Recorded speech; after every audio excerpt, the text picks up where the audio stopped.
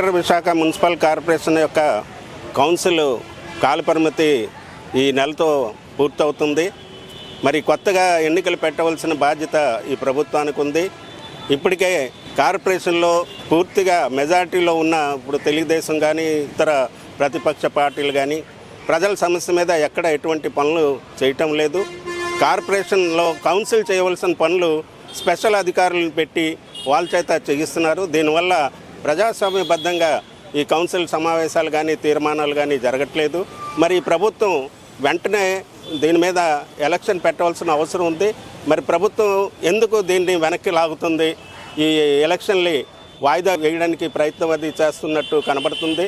ఖచ్చితంగా ఈ యొక్క ఎలక్షన్ జరిగితే ప్రభుత్వం ఏమైనా ఓటమి పాలు అవుతుందన్న భయం ఉందో, లేకపోతే వేరే కారణాలు ఏమైనా ఉన్నాయనో చంద్రబాబు నాయుడు గారు దాన్ని నిజాలేంటో చెప్పాలి.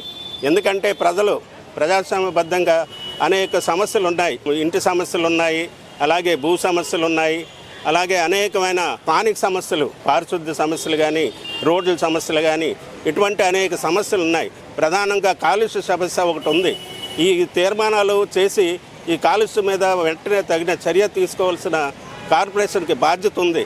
మరి కార్పొరేషన్లో ఈ ప్రజాస్వామ్యబద్ధంగా కనుక ఎలక్షన్ జరగకపోతే కౌన్సిల్లో ఏ తీర్మానం చేస్తారు, ఈ అధికారులు ఏం చేస్తారని ఈ సందర్భంగా అడుగుతున్నాం. కాబట్టి ప్రజలు కోరుకునే విధంగా కొత్త నాయకత్వాన్ని కోరుకుంటున్నారు. ఎందుకంటే వాళ్ళ సమస్యల పరిష్కారం జరగాలంటే సరైన నాయకత్వం ఉండాలి.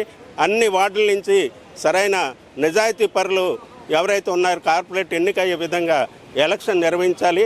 ప్రభుత్వం తన స్వార్థం కోసం దీన్ని వాయిదా వేయడం సరైనది కాదని ప్రజలకు